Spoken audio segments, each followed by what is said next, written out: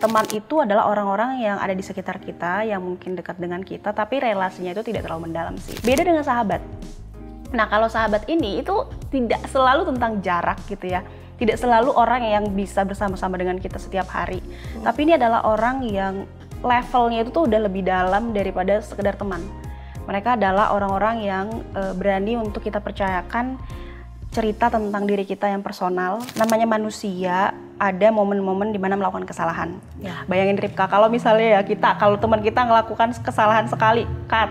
Ngelakukan kesalahan lagi, cut. Waduh, lama-lama, ya jujur kita juga sebagai manusia pasti pernah melakukan kesalahan dong. Iya, gitu kan. Jadi kita nggak bisa keep semua orang untuk berjalan bersama dengan kita selamanya gitu. Pasti ada momen-momen dimana kamu harus berpisah dan that's very normal. Pasti ada. Yes, karena kamu harus maju hidupnya dan kamu akan ketemu orang baru yang juga akan menolong kamu bertumbuh di situ gitu. Pinjam ya. dulu 100. Pinjam 100 atau pinjam KTP-mu, aku mau pinjol, jangan. Gitu kan. Itu udah level like another level gitu kan. Podcast kamu dengarkan inspirasi dari firman Tuhan dan jadilah saluran berkatnya. Sebuah persembahan dari warung sate kamu untukmu. Halo Sobat Muda, kembali lagi di podcast kamu. Wah, seneng banget nih ketemu lagi sama semua Sobat Muda. Kita ngobrol-ngobrol bareng.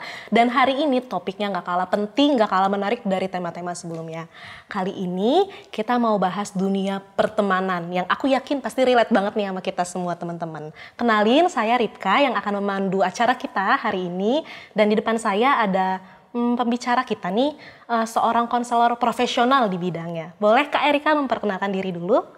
Halo teman-teman semua, kenalin nama aku Erika, aku seorang konselor. Saat ini aku sedang bekerja sebagai konselor di sebuah bootcamp namanya Activate. Mungkin teman-teman pernah dengar. Aku berasal dari gereja Kristen Protestan Simalungun atau GKPS. Wah, cukup singkat dan jelas banget ya teman-teman. Kalau nanti teman-teman mau kenal Kak Erika lebih lanjut, boleh kunjungin IG-nya ya Kak. Boleh. Di @erikasinaga10. Yes. Langsung follow teman-teman, banyak konten-konten yang oke lah. Oke nih, kita langsung ke pertanyaan yang pertama deh Kak. Obrolan yang masih dasar-dasar banget nih. Kenapa sih relasi pertemanan itu menjadi relasi yang sangat-sangat penting dalam kehidupan manusia? Bisa nggak sih manusia itu hidup tanpa teman gitu Kak? Ya, kenapa relasi pertemanan itu penting di dalam diri manusia? Karena pada dasarnya ya, kita itu kan memang makhluk sosial.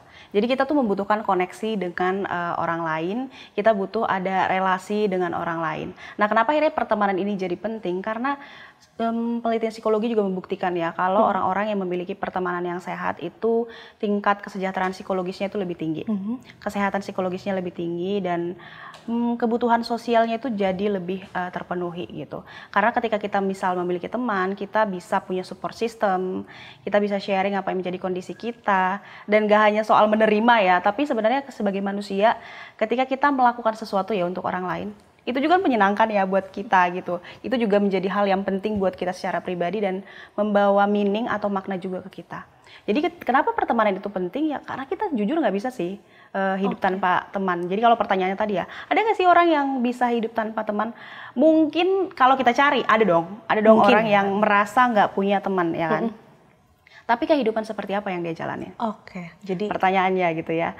Apakah dia bisa happy dengan hidupnya? Apakah dia bisa memenuhi semua kebutuhan sosialnya sendirian?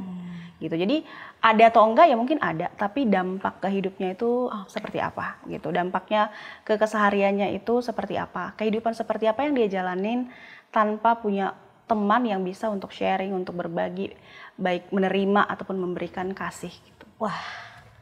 Jadi mungkin aja tapi nggak tahu dampaknya seperti apa ya? Yes, dampaknya, lebih ke dampaknya ya. Ini udah jelas banget nih untuk bagian yang pertama ini. Tapi kalau misalnya kata Alkitab nih ya Kak, kata Alkitab ini tentang pertemanan itu gimana sih? Ada nggak sih prinsip atau contoh pertemanan Kristen kalau dari Alkitab gitu loh Kak? Oke, kalau misalnya kita belajar dari Alkitab, banyak sih sebenarnya nas-nas yang membahas tentang persahabatan ya. Paling jelas kalau kita lihat di Alkitab itu persahabatan antara Daud dan Yonatan. Ya, jadi itu kan dua tokoh Alkitab yang persahabatannya itu agak kontroversial gitu ya, karena kan kita tahu sendiri bahwa Saul itu adalah ayah dari Yonatan. Dan dia melihat Daud sebagai musuhnya, yang ingin dia musnahkan gitu kan. Tapi Yonatan itu kok bisa ya berteman dengan orang yang adalah musuh dari ayahnya sendiri gitu.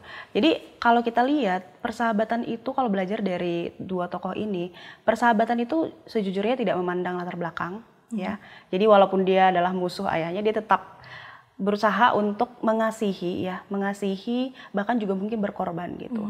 Dalam hal ini aku belajar bahwa memang persahabatan itu ada kalanya kita harus melawan hal-hal yang tidak sesuai dengan hati nurani kita untuk memilih ya persahabatan ini gitu. Jadi kalau dilihat dari konteks di Alkitab, aku juga ngelihat bahwa dasar dari persahabatan itu udah pasti kasih.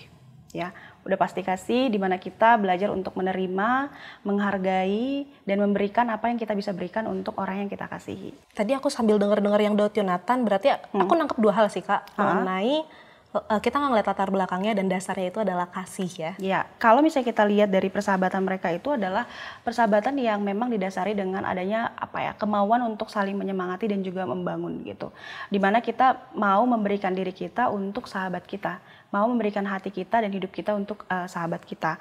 Nah, selain Daud dan Yonatan, sebenarnya aku juga belajar loh dari, kamu pernah gak sih, pasti pernah ya, baca tentang Ruth dan Naomi. Ya. Itu menarik ya, karena kalau misalnya kita lihat mungkin di teman-teman sekarang ya yang usianya 20 sampai 24 tahun pasti udah mulai kepikir tuh kehidupan nanti aku menikah seperti apa, ketemu mertua yang seperti apa gitu Kak, kan. Iya bener-bener Kak.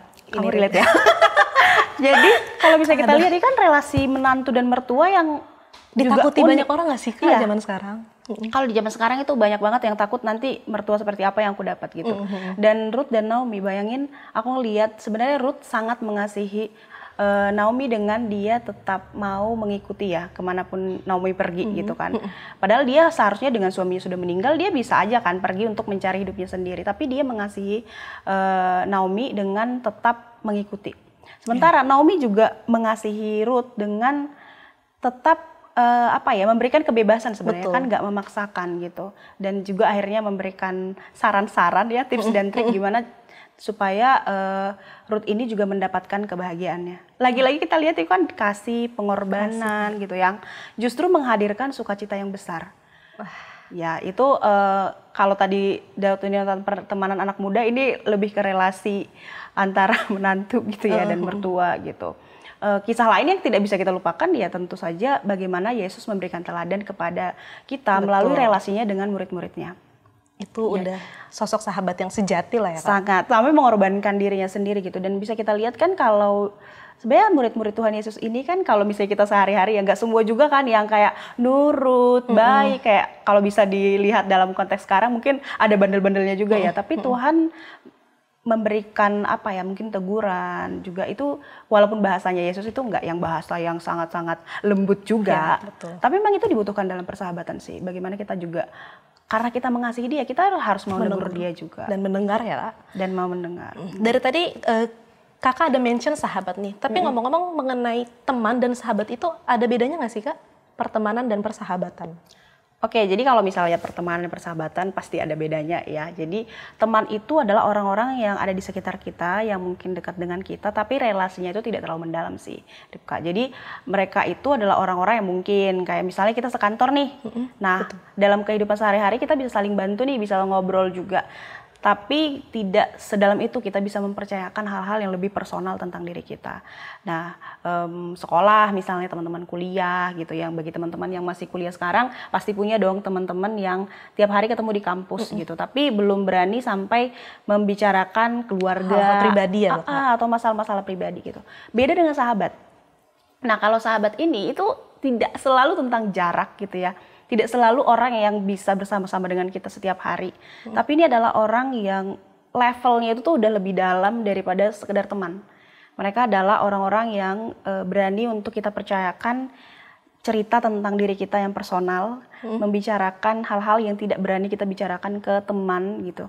Bahkan kadang-kadang hal-hal yang nggak kita berani ceritakan ke keluarga kita. Sahabat ini adalah orang-orang yang kita bisa percayakan cerita hidup kita sampai ke level yang lebih personal dan dekat. Dia adalah orang yang akan mendukung kita ya, kasih support, merayakan kemenangan kita gitu ya. Sekaligus ikut bersedih kalau misalnya kita memang lagi kurang oke atau ada kegagalan gitu. Jadi indah sekali ya kalau dibayangin punya sahabat kayak, gitu. Wow banget, kayak orang terdekat ya. Yes, orang terdekat. Tapi kalau misalnya orang-orang kan bilang ya Kak, berteman itu tuh kita harus milih-milih. Karena ya semua orang mungkin bisa nih kita jadiin teman. Tapi Betul. kalau misalnya teman dekat, kita harus milih-milih. Tapi sebenarnya sebagai orang Kristen, ada nggak sih kriteria memilih pertemanan Kak? Yang mungkin bisa berpengaruh juga dalam kehidupan kita ataupun kehidupan sesama kita gitu. Sebagai orang Kristen ya, sebenarnya kita itu sebagai orang Kristen tentunya membuka diri ya. Kita tuh harus membuka diri dengan semua orang. Jadi kalau dari awal aja tuh kita terlalu membuat saringan yang terlalu ketat gitu kepada semua orang. Kita akhirnya menutup diri dari orang-orang yang sebenarnya berpotensi untuk menjadi teman dekat gitu. Aku tuh sering banget merenungkan kita tuh bukan kekurangan orang baik di sekitar kita sebenarnya. Tapi kita kurang peka gitu ya untuk memaknai relasi mana yang bisa terus dibangun menjadi relasi yang meaningful gitu. Jadi kalau misalnya kita lihat ya, kalau kita ketemu teman kantor deh misalnya, jangan buru-buru, pokoknya semua orang kantor itu hanya untuk teman kerja gitu. Sekarang ini kan sangat didengungkan ya, kayak jangan berteman dengan teman kerja. Udah ke kampus belajar pulang, jangan terlalu membuka diri, nanti kita nggak tahu siapa yang nusuk dari belakang gitu. Menurutku itu bahaya loh. Itu bahaya banget teman-teman. Jadi jangan terlalu langsung menutup diri dengan semua orang karena kamu bisa kehilangan kesempatan. Ternyata ini adalah orang yang udah Tuhan siapin untuk jadi sahabat sepanjang hidup kamu bisa jadi gitu. Nah jadi gimana caranya supaya kita juga jangan terjebak dengan relasi-relasi pertemanan yang toksik kayak banyak banget teman tapi nggak ada yang deep gitu ya. Kalau menurut aku, kalau sekedar berkenalan, berteman, terbukalah dengan siapa saja. Tapi seiring dengan waktu, kamu harus peka untuk ngelihat siapa orang-orang yang memang membawa dampak yang positif dalam hidup kamu. Yang membawa kamu itu ke dalam pertumbuhan. Nah, jangan lepaskan orang ini. Ya, itu kalau kita menerima teman-teman yang emang membawa dampak baik ya Kak dengan kita. Tapi kalau misalnya nih Kak, ada teman-teman yang istilahnya red flag lah kalau kata kita pergaulan buruk dapat merusak kebiasaan baik. Itu apakah kita harus memangkas teman-teman yang seperti itu atau gimana nih Kak ngeresponnya? Jangan buru-buru karena kadang-kadang kita juga namanya manusia ada momen-momen di mana melakukan kesalahan. Bayangin Ripka, kalau misalnya ya kalau teman kita ngelakukan kesalahan sekali, ngelakukan kesalahan lagi, waduh, lama-lama, jujur kita juga sebagai manusia pasti pernah melakukan kesalahan dong, gitu kan. Tapi kalau misalnya red flag yang dia udah sering manipulasi kita, memanfaatkan kebaikan hati kita, membuat kita tuh sulit melihat diri sendiri dengan rasa sayang karena dia selalu merendahkan kita gitu. Atau misalnya dia merugikan kita secara finansial. Banyak gak sih teman-teman kalian juga yang merugikan gitu loh secara finansial gitu pinjam ya. dulu 100. Pinjam 100 atau pinjam KTP-mu aku mau pinjol jangan gitu kan. Itu udah level another level gitu kan. Jadi kalau misalnya memang kamu udah mencoba ngobrol, coba ngeliat, terus merenungkan, ya orang ini kayaknya memang tidak membawa dampak buat aku gitu. Kamu perlu set boundaries sih. Nah ini aku rasa ini konsep yang penting banget di dalam pertemanan kita, terutama sebagai orang Kristen gitu. Kita baik misalnya tampar pipi kiri, berikan pipi kanan, berikan yang terbaik untuk orang lain, itu bisa menjebak kalau kita tuh hanya memaknai secara harafiah ya. Oke, gimana tuh Kak? Pertemanan kita tuh butuh membangun namanya boundaries pribadi. Boundaries itu adalah batasan yang kutetapkan untuk diriku sendiri. Batasan yang kutetapkan untuk diriku sendiri yang akan aku komunikasikan dengan orang lain. Dan dia harus menghormati itu, walaupun itu keputusan dia ya. Mungkin supaya clear ya, supaya konkret gitu kan. Misalnya aku adalah seorang Erika, batasan yang kutetapkan dalam pertemanan adalah aku tidak senang kalau temanku itu berbicara buruk tentang aku di belakang. Nah jadi ketika aku merasa itu adalah hal yang penting buat aku dan itu menjadi syarat buat aku bisa menjadi teman yang baik dan dia jadi teman yang baik. Nah ketika temanku ini selalu membicarakan keburukanku kepada orang lain, aku bisa mengkomunikasikan ke dia bahwa aku tidak nyaman loh kalau misalnya kita apa yang udah aku ceritakan kamu bicarakan dengan buruk di luar. Nah ketika dia tidak menghargai itu, misalnya dengan tidak denial ya, misalnya enggak kok gitu, biasa kali, lu juga pasti adalah ngomongin gue ke teman yang lain. Nah dia nggak mau gitu, dia membela diri gitu kan. Aku komunikasikan lagi, tapi aku nggak nyaman misalnya. Akhirnya dia tidak mau mengerti dan segala macam, ya kita kan udah usaha nih. Dan itu merugikan kita misalnya berkali-kali, it's okay untuk to cut off sih. It's okay. It's cut okay. off, Kak. Tapi jangan kayak tadi buru-buru, belum apa-apa udah cut off. Ya lu cut off semua orang dari hidup lu, kesepian nanti Iya. lama-lama. Tapi ini gitu. cut off-nya bisa dibilang kayak ya kita bukan jadinya nggak kenal dia sama sekali. Mungkin kayak ya udah sekedar temen gitu ya nggak sih, Ada Kak? teman atau yang tadinya sahabat akrab pun kan lama-lama bisa jadi teman biasa gitu kan. Banyak orang yang merasa bersalah kalau melakukan itu, seolah-olah kamu harus keep semua pertemanan yang kamu punya dari SD sampai kuliah gitu kan. Padahal ya memang udah nggak connect lagi, udah nggak cocok, bahkan kayak tadi ya udah di titik merugikan misalnya, nggak harus gitu. Cut off itu tuh nggak harus kayak aku nggak mau berteman sama kamu lagi ya, another level bisa seperti itu. Tapi cara lain mungkin yang lebih halus adalah kamu pelan-pelan membatasi Diri. pergaulan dengan mereka yang membawa dampak negatif. Contoh yang aku kasih tadi itu mungkin sekedar mau ngomongin di belakang, tapi kayak udah sampai merugikan finansial, memaksa kamu memilih pilihan-pilihan hidup yang buruk, menjauhkan kamu dari Tuhan, ya tentu saja kamu harus cut off orang ini. Wah, ini sangat jelas ya, maksudnya sangat to the point gitu loh teman-teman. Yes. Tadi kan kakak tuh udah mention ya Kak, masalah-masalah yang bisa muncul dalam pertemanan. Nah, jadi nih pertemanan seperti apa sih yang jadi red flag dan green flag gitu Kak? Oke, jadi mungkin contoh-contoh pertemanan yang red flag ya. Satu hal yang penting teman-teman, jangan tertipu dengan teman yang bersama kamu ketika kamu sedih, ya. Pasti kalian seneng dong kalau ada teman yang kayak, wah dia selalu ada ketika aku bersedih, berduka, dan susah hidupnya gitu. Itu akan teruji ketika kamu berhasil loh. Itu gimana tuh Kak maksudnya? Jadi gini, ada teman yang dia itu ya happy karena kamu, bukan happy ya, tapi kayak oh dia simpati karena kamu bersedih dan lagi di bawah banget nih, lagi di down banget gitu kan. Karena itu menimbulkan rasa lega juga di dirinya. Ya dia nggak sendiri dengan kesulitan hidup gitu. Tapi aku ngerasa kayak 20-an gitu ya, mulai nih kehidupan kita membaik, terus kita mulai menemukan diri kita, terus tahu area-area yang penting dalam hidup kita. Kita semakin tahu Tuhan tuh panggil dalam hidup kita. Kita tuh dipanggil kemana gitu kan. Ketika kita udah jawab panggilan Tuhan, tentu kita fokus kan. Betul. Ke area-area yang kita tahu Tuhan tuh kasih ke kita, dan bisa kita lebih bersinar loh gitu. Karena Karena kita happy, kita tahu Tuhan maunya apa, kita melakukan itu dan hidup kita membaik gitu. Nah, di sini pertemanan teruji sih.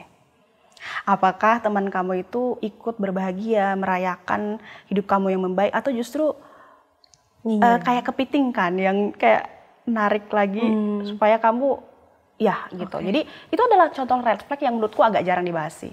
Kalau contoh yang lain udah tadi ya, kayak misalnya masalah finansial, masalah ngomongin di belakang dan lain sebagainya itu atau menuntut kita untuk ngelayanin dia terus, memberi dia terus tanpa memberikan feedback gitu. Itu juga adalah itu contoh red flag gitu. Topik yang kakak bahas itu menyenangkan sih, ketika kita berhasil ya Kak, kita bisa ngelihat dari teman kita nih, apakah dia senang, mendukung untuk terus naik, atau justru malah bisa aja iri, kesal. Itu kayak udah contoh yang signifikan ya Kak, atau mungkin menjauh untuk yang red flag dan green flag ini.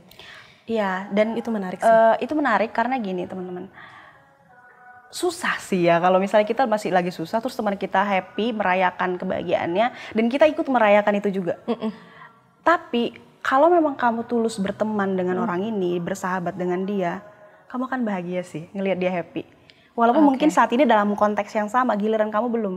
Misalnya contoh kalau konteks skripsi teman kamu udah wisuda, susah sih kalau kita sendiri. Tapi apakah kita akan terus meratapi diri dan nggak ikut berbahagia?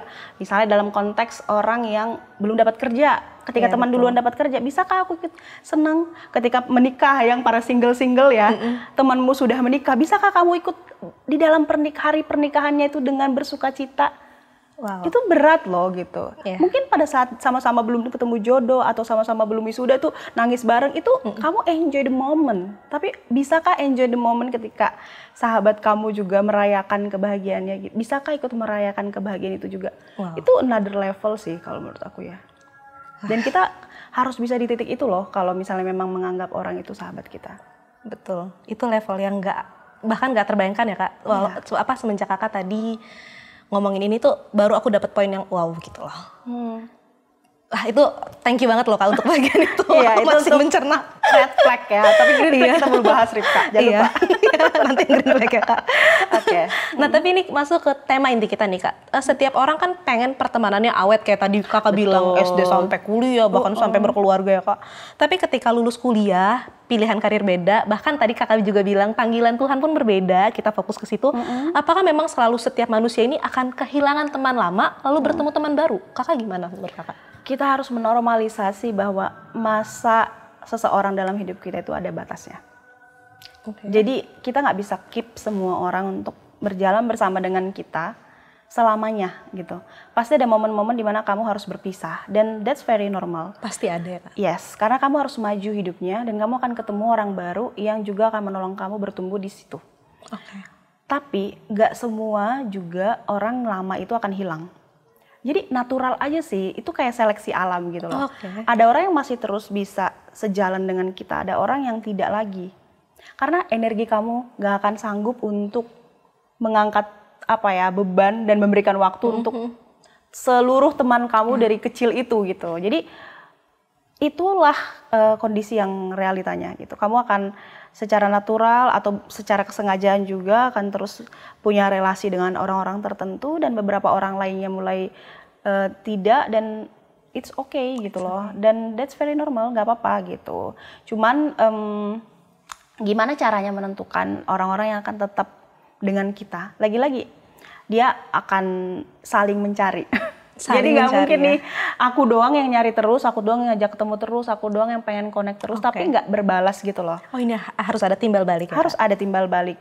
Aku effort, kamu juga effort gitu, dan itu akan menolong kita untuk lebih mudah, karena jujur ya makin dewasa tuh energi untuk membangun pertemanan itu makin dikit gak sih? Betul Kak. Yes, bayangin weekend cuma 4 kali sebulan. Kalau kamu mau ketemu teman tiap weekend ya, karena hari biasa kerja aja, cuman beberapa orang yang bisa kamu temui dalam setahun loh. Itu relate sekali. Yes, ya kan. Jadi ya emang hanya orang-orang terbaik lah yang akan yang layak untuk memberikan perhatian lebih dan waktu lebih. Makanya akan kasihan banget orang-orang yang berusaha maintain seluruh hubungan sosial dia, lupa nanti sebenarnya kamu hidup buat apa gitu kan, hal-hal yang lebih penting itu apa gitu, karena jadi nggak ada yang meaningful justru karena semuanya tuh hanya superficial gitu.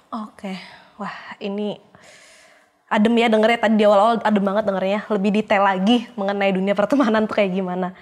Nah tapi kalau misalnya Kak, kalau dalam pertemanan itu ada konflik, misalnya tadinya temannya akrab banget, hangat banget, terus tiba-tiba dingin, itu kalau Kak Erika gimana ngeresponinnya Kak? Sebenarnya pasti ada alasan dibalik teman kita dingin ya.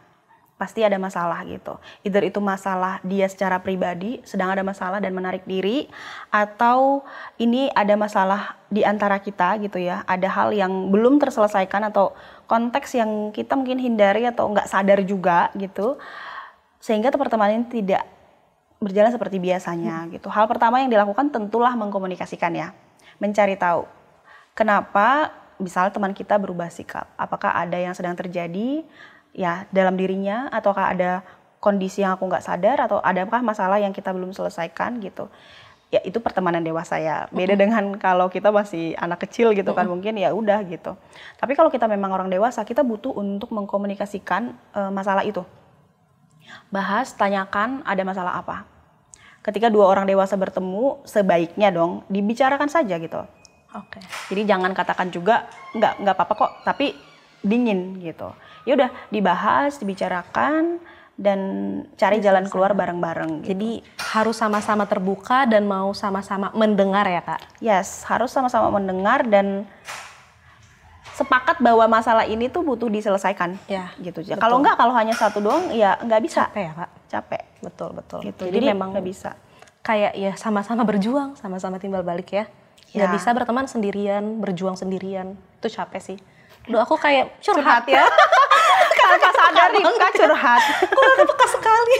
Yes, dan setelah kita membicarakan, pilihannya kan ada dua. Masalahnya itu selesai, lalu kita happy kio lagi bersama-sama gitu kan. Atau enggak gitu loh. Teman kita misalnya enggak kooperatif, enggak mau. Jadi gimana? Apa yang kita lakukan gitu. Menurut aku kita perlu kasih waktu sih.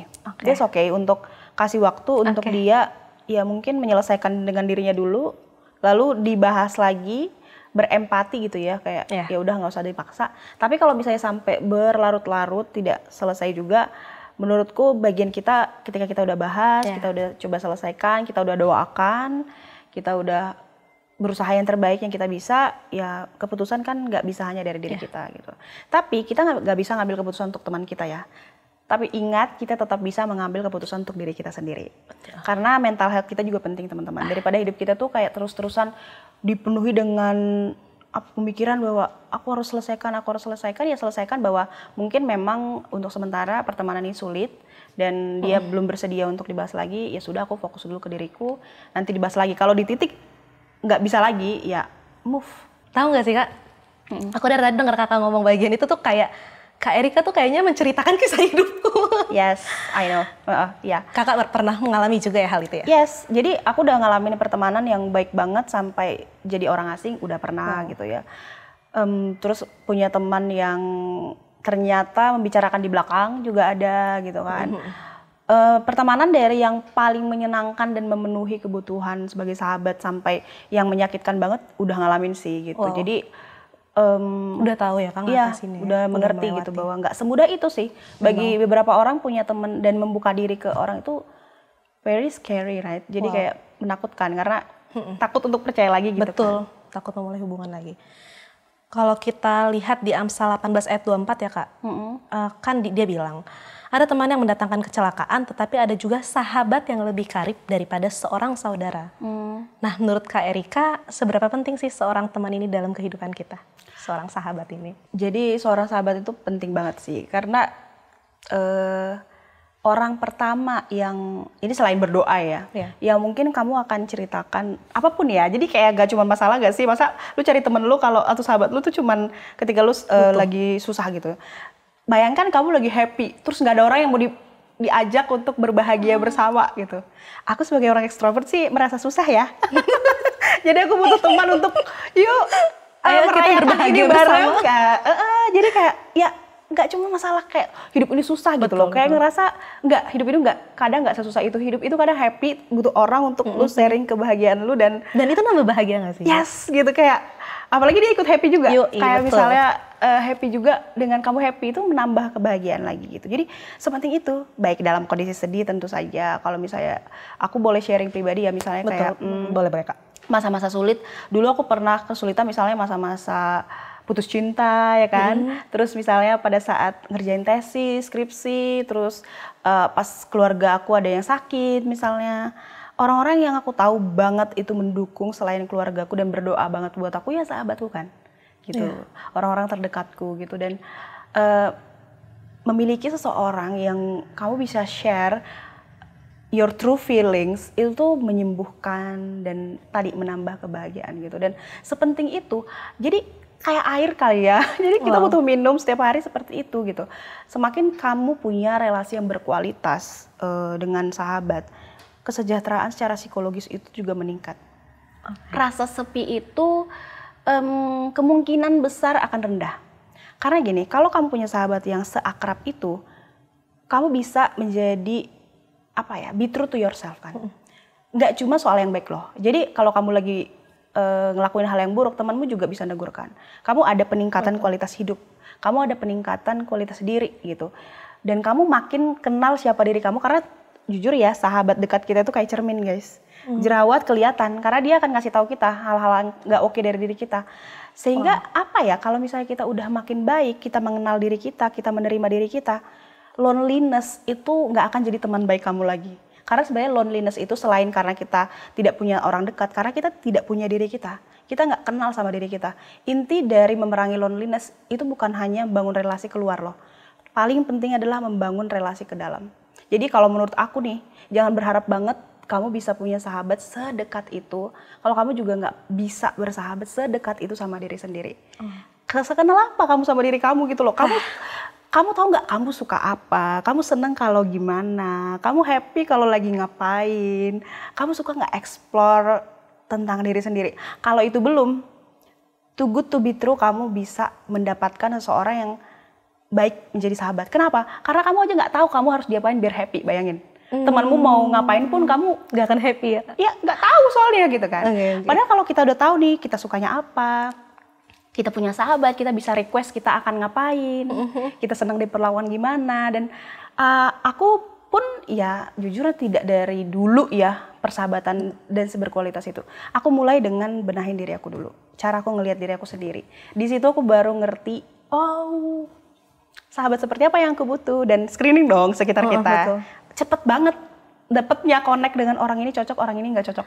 Tapi itu kan berarti kakak memang memulai dari diri sendiri dulu ya. Yes. Gimana kakak tahu diri kakak udah siap, udah mengenal diri sendiri baru memulai pertemanan itu? Kalau aku boleh sharing ya, aku benar-benar dari dulu tuh social butterfly. Jadi kayak teman-teman aku tuh banyak banget gitu. Jadi dari kecil emang extrovert, senang berteman, baik dari orang yang dianggap baik sampai yang dianggap buruk. Gitu tuh aku senang berteman dengan siapapun sampai kuliah, sampai aku bekerja. Tapi aku lonely. Kenapa? Karena aku tidak tahu, saking people pleaser-nya ya, saking berusaha menyenangkan semua orang, aku nggak tahu sebenarnya aku senangnya gimana. Dan aku sangat terselamatkan itu sejujurnya mulai ketika aku konseling pribadi. 2016 ketika aku mulai kuliah di STTRI, aku wajib ya 2 semester konseling pribadi, 1 semester konseling kelompok. Di situ aku benar-benar menangis meraung-raung karena aku menemukan aku nggak punya satupun sahabat yang aku benar-benar anggap sahabat. Padahal yang nganggap aku sahabat banyak loh Ripka, kayak Erika itu teman baik aku, tapi apakah aku menganggap dia teman baikku? Belum tentu gitu. Di situ aku baru menyadari aku tuh people pleaser, aku mengerahkan seluruh energiku untuk menyenangkan semua orang di sekitar aku. Sampai dosenku bilang di dahiku itu tertulis apalagi, siapa lagi yang mau aku tolong gitu, paham gak sih? Tapi tidak ke diri sendiri. Sehingga ketika aku mulai melihat, oh aku nih ternyata gitu ya, sampai tau gak sih PR konselingku itu pernah, konselorku tuh nyuruh aku mencari sahabat. Terus aku bingung, aku harus nulis nama siapa gitu kan. Dan dosenku tuh melatih sensku untuk apa ya, ketika aku udah mulai berproses sama diriku, untuk screening siapa nih kira-kira yang cocok jadi sahabat. Kamu tahu gak sih, hal yang bikin aku kaget adalah gak ada orang yang aku screening itu yang adalah orang yang jadi sahabatku sampai hari ini. Karena apa? Karena sebenarnya aku udah punya kandidat-kandidat terbaik dari dulu pas aku kuliah 1, pas teman-teman SMA aku. So the next step yang aku lakukan adalah mulai melihat lagi orang-orang di sekitarku yang sekarang, siapa yang benar-benar berpotensi menjadi orang-orang yang punya meaningful relationship dengan aku gitu kan. Dan aku ketemu, tau gak sih, 1 teman kuliahku, 2 teman SMA aku dulu gitu, teman gereja aku pas di Medan. Ternyata gitu kan. ada yang dari dulu-dulu ya, dari Kak? dulu-dulu banyak. Terus sekarang di tempat kerja aku punya beberapa yang emang deket, atau ex teman kerja yang akhirnya jadi sahabat yang rutin ketemu gitu. Aku punya banyak banget orang yang sayang sama aku, dan timku di Hactivate. Sekarang aku kan mimpin tim ya, isinya tuh perempuan-perempuan yang ambis baik gitu kan, konselor-konselor juga. Mereka adalah orang-orang yang aku bisa jadi diriku sendiri juga gitu. Intinya kalau aku udah kenal diriku, aku tahu orang seperti apa yang aku mau berada di sekitarku, aku mulai screening sekitarku dan mulai mau effort juga bangun relationship, kita nggak akan kekurangan orang. Tuhan pasti kasih teman-teman terbaik itu. Gitu. Thank you banget ya Kak buat sharing pengalaman pribadinya. Yes. Ini bisa aja jadi apa ya, contoh atau mungkin semua sobat muda jadi melihat lagi ke belakang gimana diri sendiri dan gimana untuk memulai hubungan persahabatan. Thank you banget ya Kak, udah mau terbuka untuk hal itu. Nah, kita mau ngelihat lagi nih Kak ke Alkitab. Di 1 Korintus 3:9 kan dibilang ya Kak, kalau kita ini tuh adalah kawan sekerja Allah. Apa sih maksud dari ayat ini? Kawan sekerja Allah. Kalau aku bisa mencoba untuk memahami ya, aku meng-highlight kata kawan sekerja sih. Artinya Tuhan melihat kita itu adalah orang-orang yang sebenarnya berharga, orang-orang yang dekat dengan Tuhan, orang-orang yang Tuhan percayakan untuk dia utus gitu ya, melayani orang-orang di sekitar kita gitu. Sebenarnya kalau dilihat ini adalah sebuah kehormatan banget gak sih? Dan privilege gitu loh. Bisa-bisanya Tuhan yang sebesar itu mau memakai aku dan mempercayakan aku yang sekecil ini. Jadi ketika ngelihat itu, Tuhan mengklaim aku adalah rekan sekerjanya, maka aku akan melakukan bagianku yang terbaik dengan semua yang aku punya. Kalau aku punya 5, aku kasih 5. Kalau aku punya 7, aku kasih 7. Jadi memang gak harus 10/10 ya, karena walau ya kita mungkin gak punya sebanyak itu gitu. Dan masing-masing orang yang adalah rekan sekerja Allah ini punya keunikan masing-masing. So, menurut aku jangan memaksakan untuk memberikan hal yang kamu gak punya. Tapi pakailah apa yang sudah Tuhan punya untuk memberikan ke orang lain gitu. Oke. Kalau kamu punya karunia ya, menurutku itu perlu loh mencari karunia dulu di dalam diri sendiri. Tuhan kasih aku karunia apa? Kalau aku dulu menemukan ya berkata-kata dengan hikmat, maka aku menjadi konselor gitu ya. Dan melakukan ini setiap hari untuk melayani orang-orang di sekitar aku. Jadi rekan sekerja Allah itu punya makna dan tanggung jawab yang besar banget dan nggak semudah itu untuk menjalaninya gitu. Tapi kalau mau gitu ya, dan terus menerus melatih diri gitu untuk peka dengan Tuhan mau apa, Tuhan mau utus kemana, Tuhan nyuruh aku lakukan apa, dan kita lakukan. I think bukan happiness aja sih, tapi sukacita, damai sejahtera, dan kehidupan yang meaningful. Kehidupan yang meaningful. Wah, nggak kerasa ya udah berapa lama nih kita ngebahas tentang dunia pertemanan. Dari pengalaman Kak Erika sendiri, dari kehidupan anak muda sendiri, bahkan dari yang dibilang Alkitab. Thank you banget ya Kak udah sharing dunia pertemanan ini ke kita. Semoga banyak-banyak hal yang didapat untuk semua sobat muda. Dari Kak Erika boleh kasih pesan gak untuk sobat muda juga tutup dalam doa? Oke, jadi untuk sobat muda, kenali diri dengan baik. Itu penting banget. Berteman baiklah dengan diri sendiri dulu, lalu lihat di sekitar kamu siapa orang-orang yang potensial untuk menjadi sahabat-sahabat terbaik ya. Kalaupun bukan orang Kristen, gak apa-apa, bersahabatlah. Tapi kalau ada orang yang memang orang Kristen jauh lebih baik gitu ya, dan aku men-challenge nih ya teman-teman untuk cari satu sahabat doa. Cari satu orang yang memang bisa kamu ajak sharing dan berdoa bersama. Itu akan menolong kamu dalam banyak kondisi. Baik dalam kondisi duka cita maupun dalam kondisi sukacita. Dan jangan lupa terus bangun relasi juga dengan Tuhan, karena sahabat sejati kita adalah Yesus sendiri gitu. Jangan pernah jauh ya. Jadi dengan diri sendiri, dengan Tuhan, lalu dengan orang lain. Ya mungkin itu. Thank you banget Kak. Boleh tutup dalam doa Kak? Ya, mari kita bersatu dalam doa. Tuhan, di masa muda kami sangat menyadari ada begitu banyak kegelisahan ketika kami mempertanyakan apakah kami layak untuk mendapatkan sahabat-sahabat terbaik. Apakah kami juga sudah menjadi sahabat terbaik bagi orang-orang di sekitar kami. Tuhan, membangun persahabatan, membangun pertemanan bukanlah hal yang mudah untuk semua orang. Ada orang-orang yang takut sekali untuk membuka diri. Ada orang-orang yang takut sekali untuk mengenalkan diri kepada orang lain, sehingga memilih untuk menarik diri, memilih untuk sendirian, lonely, dan jauh dari siapapun. Tuhan, Engkau yang tahu pergumulan mereka, Tuhan yang tahu hati mereka, dan Tuhan juga yang tahu kerinduan hati mereka. Tuhan, Engkaulah yang memuaskan dahaga teman-teman kami ini, supaya mereka memiliki keberanian untuk membuka diri, melatih diri untuk menjadi teman yang baik, dan menemukan teman yang baik. Karena kami tahu Tuhan sendiri mengatakan bahwa ada yang sahabat itu lebih daripada keluarga kami sendiri. Maka Tuhan, tolonglah setiap anak-anak-Mu untuk bisa menemukan sahabat terbaik. Terlebih dahulu menjadi sahabat terbaik juga Tuhan.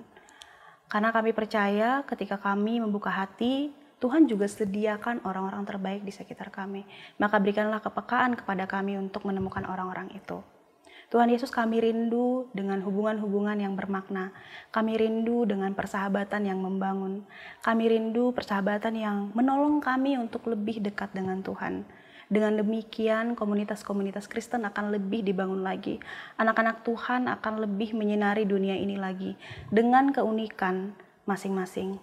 Terima kasih ya Tuhan untuk pembicaraan hari ini. Kiranya semua yang kami bahas hari ini dapat menjadi berkat dan menjadi pembekalan yang baru untuk teman-teman pendengar.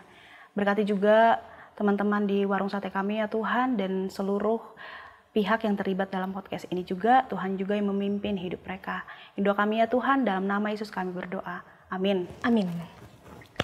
Oke Sobat Muda, terima kasih banyak sudah menonton podcast ini sampai habis. Kalau misalnya bagi teman-teman video ini sangat berarti dan meaningful untuk teman-teman sendiri, dan teman-teman tergerak untuk share ke sahabat atau teman-teman yang lainnya boleh ya boleh banget share video ini, podcast ini ke teman-teman kalian. Oke teman-teman, pelayanan ini didukung oleh audiens-audiens seperti kamu, pembaca seperti kamu. Dan jika kamu ingin mendukung, boleh scan QR code di sini ataupun boleh kunjungi website kami. Nanti akan tercatat nih di video ini ya teman-teman. Thank you banget. Boleh juga lo follow semua medsos Warung Sate kamu, ada Facebook, Instagram, apalagi ya Twitter. Subscribe juga podcast kami dan lain-lain, masih banyak deh teman-teman. Kunjungi lagi ya konten-konten kami berikutnya. Sampai jumpa. Bye-bye. Terima kasih telah mendengar podcast kamu. Kami berdoa kiranya podcast ini menolongmu semakin bertumbuh mengenal Tuhan. Jangan lupa juga untuk follow channel podcast ini, karena akan ada konten-konten menarik yang akan kami upload secara reguler. Sampai jumpa lagi. Podcast kamu, persembahan dari Warung Sate kamu.